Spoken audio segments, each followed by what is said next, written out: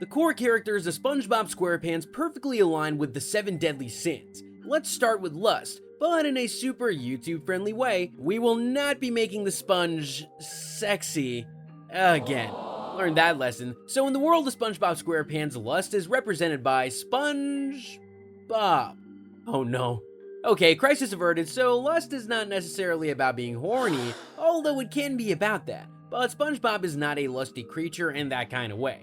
You never see him thirsting after some bikini bottom baddie or fantasizing about a Krabby Patty with a BBL or anything. The definition of lust can occasionally be expanded to include a lust for something specific, such as power or even life. It's basically just extreme enthusiasm, which is everything that SpongeBob is and has ever been. Think about any episode at all. Go ahead, you will find something in that episode that he's enthusiastic about. Work? He loves it. Friends? Can't get enough. Horn? No, not doing that. Gonna take that one out of there. SpongeBob has a lust for life that other characters really don't, and it shows in everything that he does. Of all the characters we'll talk about today, SpongeBob is the least troublesome, which is so fortunate because I really didn't want to make a YouTube appeal video defending the sexy sponge again. Let's move on to something less risky, gluttony. Gluttony is usually defined as an inability to stop eating, and there's really only one character that could fit in that slot. No, not him, he's just a no, I'm talking about Gary the Snail, the bottomless pit of Bikini Bottom. There will never be enough food for Gary to be truly satisfying, and given SpongeBob's salary, it's honestly kinda surprising he's even lasted as long as he has. In the episode Have You Seen This Snail, SpongeBob is a pretty terrible pet owner and neglects to feed Gary, instead focusing on his game. So naturally, Gary decides to run away from home to find something better. He's basically a teenager, but less sticky. While SpongeBob is out looking for him, Gary is rescued by a kindly old woman who takes him in and starts feeding him well. Too well. He gets extremely overfed, but he doesn't really care. He's just happy to be somewhere he gets food. But then he finds a closet full of empty, broken snail shells, suggesting that this woman is some kind of snail psycho. And he realizes, oh my god, this woman is fattening me up to eat me. But he doesn't say it like that. He's just like, meow. Anyway, Gary tries to escape, but he's chased by the woman who keeps offering him more and more food. And he has to really fight his temptation to turn around and gorge on all this delicious stuff. He ends up pushing a gangster slug into the arms of the woman, effectively sacrificing someone else so he can live. So I guess he's also pretty ruthless. Kinda respect that, honestly. Eventually, SpongeBob and Gary reunite, and SpongeBob offers Gary food only to get a meow. He's full. Damn, guess there is a bottom to the pit. Now, I know you already knew who was gonna be Greed before you even opened the video. Everybody who ever saw an episode knows Mr. Krabs is a pure money-hungry capitalist, if there ever was one. Krabs underpays his workers and overworks them for the privilege of being his legalized slaves. In the episode SpongeBob You're Fired, we find out that SpongeBob's salary working at the Krusty Krab is a nickel. One whole nickel, which in the world of this show is 2.5 pennies, basically legalized slavery. So we see time and time again that Krabs does not respect or care for his employees beyond their value to the business. SpongeBob flips the burgers, and that's it. Squidward berates the customers, and that's it. If they have to put their lives at risk for the sake of a few dollars, Krabs thinks that's more than worth it. It's a no-brainer. Who needs living employees when you can save some money?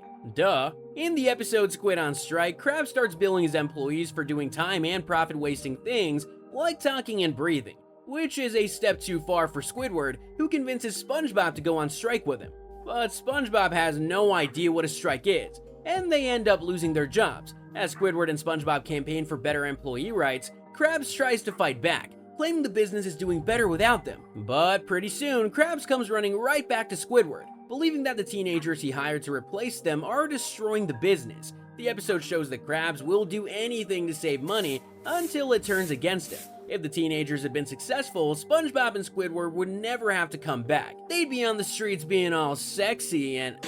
Why is this in here? Okay, moving on to less weird topics, sloth is another pretty easy one. I mean, Patrick's entire life is built around laziness and doing nothing. And why does he do nothing all the time? Because he has a lot of fun doing it. So you have a starfish who lives under a rock, head pressed against the sand with no darkness, and depending on the episode, nothing really to do. He doesn't have a job, which he calls fun employment, and he has no interest in improving his life in any real or tangible kind of way. His whole life is laziness. In the episode Big Pink Loser, Patrick gets jealous of SpongeBob, before receiving an award. He wants an award of his own, so he spends the whole episode trying to do things to prove that he's as good at stuff as SpongeBob. But he doesn't care, he can't do basic stuff and he isn't interested. So he tries to be just like SpongeBob, but it doesn't work for him. When he finally gives up, he goes home only to discover he's also been given an award for doing absolutely nothing longer than anybody else, and he's extremely proud of that. Patrick just doesn't have any interest in changing his life for anyone else. He's lazy and he loves it. To do stuff would be for losers who have loser things like a job. Blech. There's only one candidate for wrath, and it goes to Bikini Bottom's angriest creature, Squidward Tentacles. Does he have a crappy customer service job? Sure. Are the residents of Bikini Bottom unnecessarily difficult? Absolutely. Is he good looking? Undeniably. But it doesn't excuse his anger. Squidward is a natural pessimist, someone who hates his job, hates his life, and hates every single person who has the misfortune to breathe in his general area. But underneath this angry, aggressive exterior, there is an interior which is angry and aggressive. He's like a puppy, but a puppy full of rage. Squidward longs for a life of class and elegance, but he works in a fast food burger place with a talking sponge, and it kills him. So he takes it out on everybody he encounters, a wrathful, angry vengeance upon the world, but mostly on SpongeBob and Patrick. Whenever SpongeBob or Patrick decides to annoy Squidward, it usually ends with Squidward doing everything in his power to get back at them, and his pranks tend to get out of control or outright cruel. Some might even say murderous. Is manslaughter a thing in Bikini Bottom? I mean, there's technically no men. We at this channel don't recognize Mermaid Man and Barnacle Boy as people. They are, how do I put this delicately? Genetic accidents. Mistakes, really. Anyway, in the episode Dying for Pie, Krabs insists that his employees celebrate Employee Brotherhood Day, a day of gifts and appreciation. SpongeBob gives Squidward a sweater made of his own eyelashes, which is either a cry for help or an outright threat. And in retaliation, Squidward goes out and asks a random group of pirates for a pie, which also happens to be either a cry for help or a threat. But just after Squidward gives SpongeBob the pie, he discovers that the pies are actually vessels for hidden bombs. So he believes that SpongeBob has just hours to live and is actually surprisingly sweet. Probably because, as I mentioned, that manslaughter charge. Eventually, SpongeBob reveals that he didn't consume the pie. He just kept it hidden so that they could enjoy it together later. And Squidward, of course, is furious that SpongeBob didn't explode. That he wasted a whole day with the sponge expecting some kind of death and didn't get it. He's a real people person. The bomb goes off and Squidward somehow survives, but he does get a pie to the face. Deserved. Moving on to Envy. We have to look really close because Plankton is tiny. He's the most envious creature in all of Bikini Bottom, and not only because his height makes him easy to step on, he's also just a massive failure. Plankton's life work, the chum bucket, is a disaster. Nobody goes in there, and those that do clearly hate the experience, and themselves. But even worse than that, Plankton has to spend the whole time looking across the street and seeing how happy everybody is at the Krusty Krab. So what does Plankton do? He dedicates his entire life to coming up with schemes to steal the Krabby Patty formula and make his own restaurant the success that Krabs has created for himself. Sounds like envy to me, and a little bit of unrequited love on Plankton's part. Maybe, but I'll save that for my fan fictions. And finally, we come to the definition of pride in Bikini Bottom. Sandy Cheeks herself, the only non-marine animal in town. Again, we do not recognize Mermaid Man and Barnacle Boy as people. Sandy stands out for a few reasons. Not only is she the world's first astronaut squirrel, but she's also extremely intelligent. And Texan, an intelligent Texan astronaut squirrel in an underwater town. Just rolls right off the tongue. In her little pocket of oxygen, she spends most of her time coming up with new scientific inventions, and then the rest of her time bragging about how she's an intelligent Texan astronaut squirrel in an underwater town creating new scientific inventions. It's very important you remember that, for her sake.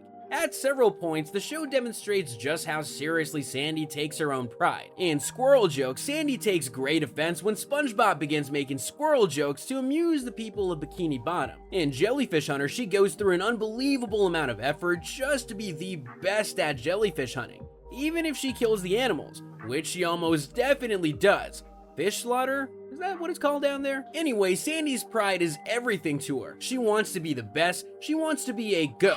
She wants to be a squirrel goat. She wants to be an intelligent Texan astronaut squirrel goat in an underwater town, building new scientific inventions and being the best jellyfish hunter. It's just that simple. So that's how the main characters of SpongeBob SquarePants line up with the 7 deadly sins. Are any of them truly deadly? Probably. Also, did we ever figure out what the official line on manslaughter is in Bikini Bottom? Jury's still out. If you disagree on any of these, or just want to make a case for why Mermaid Man or Barnacle Boy are humans, feel free to do so in the comments. Otherwise, let's keep SpongeBob sexy. Oh, come on.